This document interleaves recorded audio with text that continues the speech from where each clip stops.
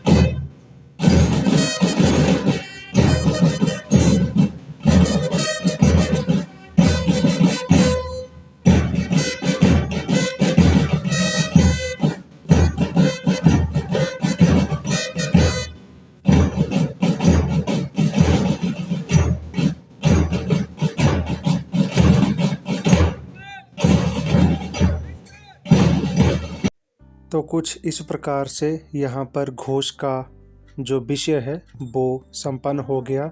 अब यहाँ पर घोष वाले जो हैं वो अपने आगे वाले स्थान पर जाने वाले हैं और पीछे से पूरे स्वयंसेवक जो हैं वो एक लाइन में खड़े होकर पूरी तरीके से और सभ्य तरीके से खड़े हो जाएंगे और अपनी लाइनों को सीधा करेंगे। फिर उसके बाद यहाँ पर दंड योग का विषय शुरू होने वाला है। तो आगे की क्लिप दंड योग की है, तो उसे आप देख सकते हैं। तो अब यहाँ पर दंड योग शुरू हो चुका है। ये आप देख सकते हैं कि आपके सामने किस तरह से यहाँ पर राष्ट्रीय स्वयंसेवक संघ के जो स्वयंसेवी बंधु हैं वो बहुत ही अच्छे तरीके से और एक लय में दंड योग कर रहे हैं। यहाँ पर एक योग खत्म हो गया है, अब यहाँ पर ये दूसरा योग शुरू हो गया है। तो इसी प्रकार से दंड योग के जो हैं वो 4 योग होने वाले हैं। फिर उसके बाद जैसे ही यहाँ पर दंड योग करके ख़त्म हो जाएगा तो उसके बाद विदाउट दंड से यहाँ पर योग करने को मिलेगा और वो भी सामूहिक ही योग रहेगा। तो इसके बाद साथ में ही विदाउट दंड के साथ योग करना शुरू कर देंगे, तो उसे भी आप देख सकते हैं।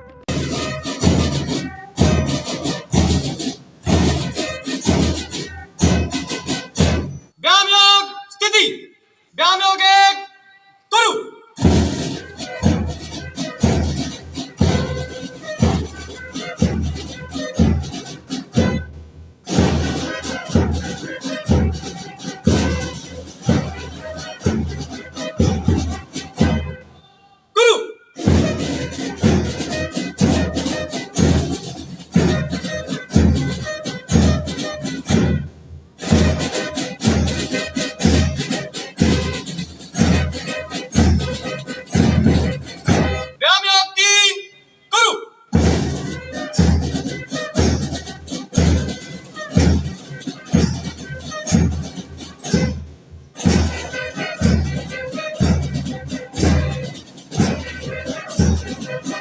तो कुछ इस प्रकार से यहाँ पर दंड योग और विदाउट दंड के साथ योग हुआ।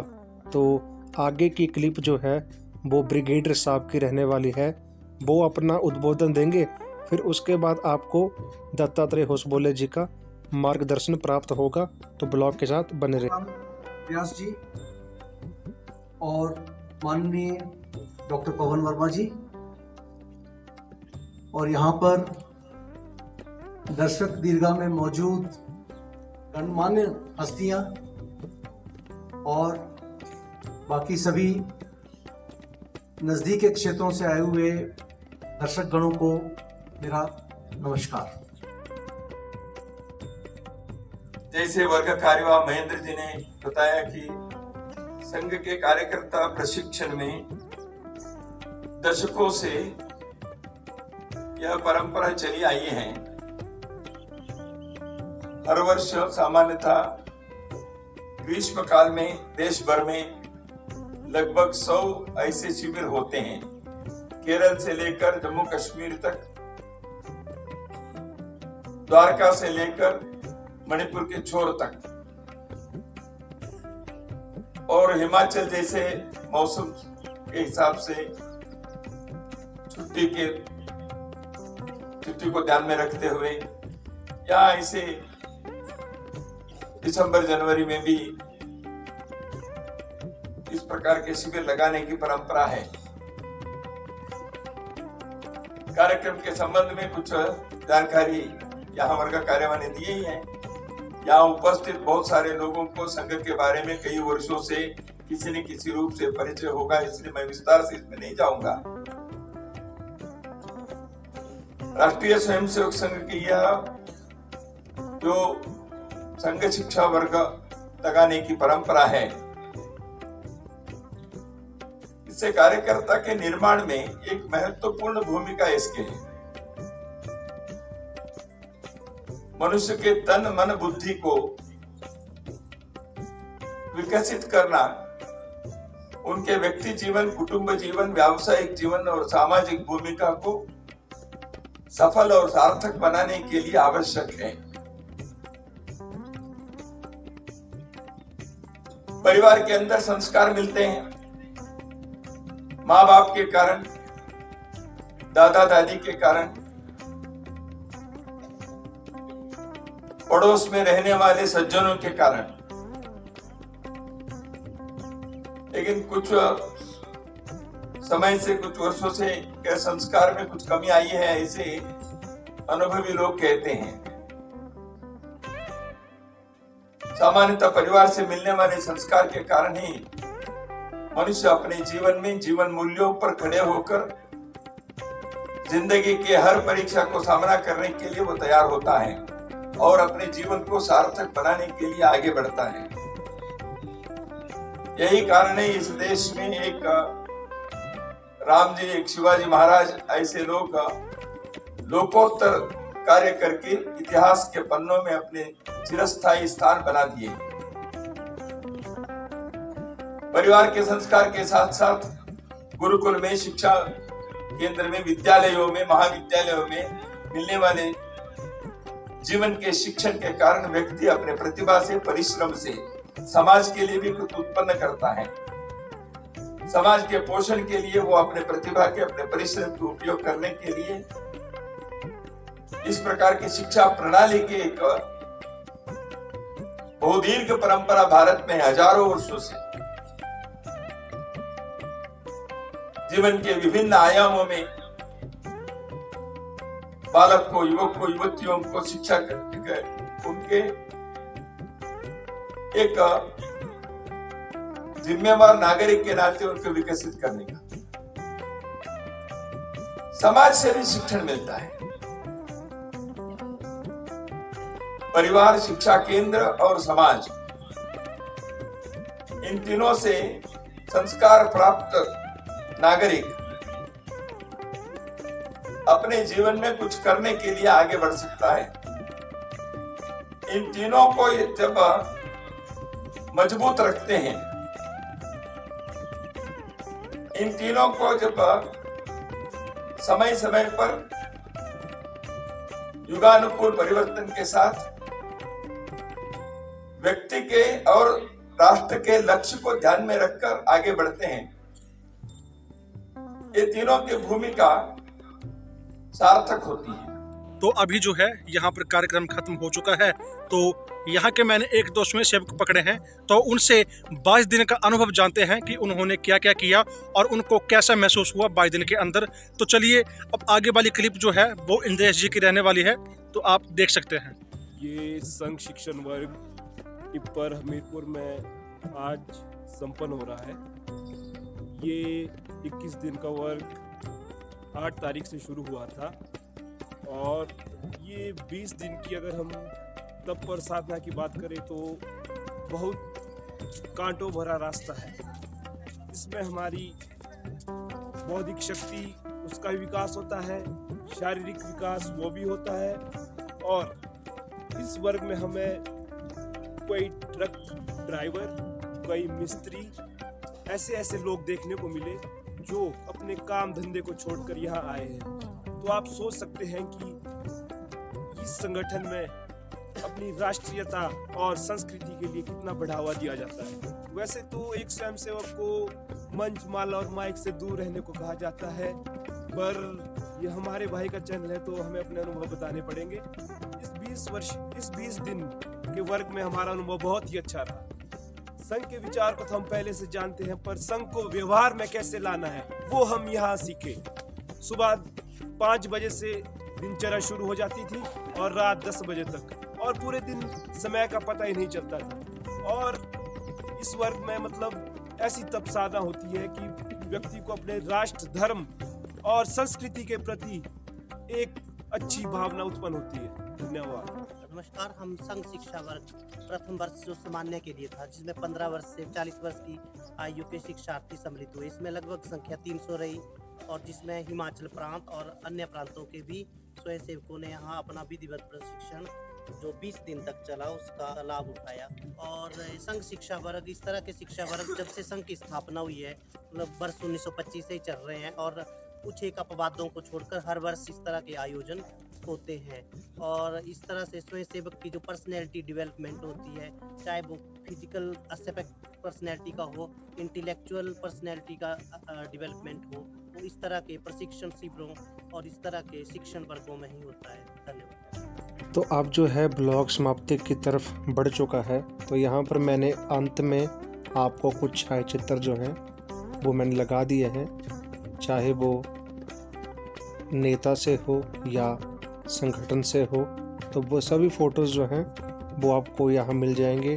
और जैसे जैसे स्वयंसेवकों ने किया, योग, ध्वज प्रणाम, ध्वज लगाया, वो हर एक मेमोरी जो है वो मैंने ब्लॉग के एंड में आपके साथ साझा कर दी है, जो कि आप मेरे साथ देख रहे हैं। तो आप इसको पूरा देख लें, आपको बहुत ही आनंद महसूस होगा।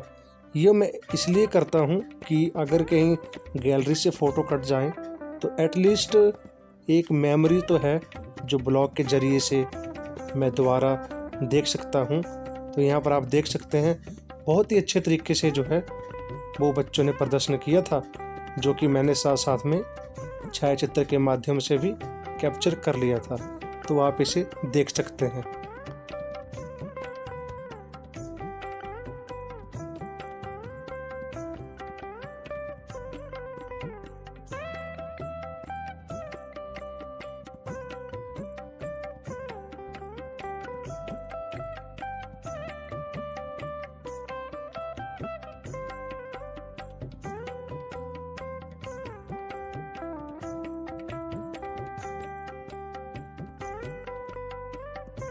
तो कुछ इस प्रकार से सारे का सारा ब्लॉग रहा। होप आपको ये वाला ब्लॉग पसंद आया होगा। अगर ब्लॉग पसंद आए तो ब्लॉग को like, share, comments and subscribe जरूर करें। धन्यवाद। जय बोले शंकर, भारत माता की जय। Let's rock.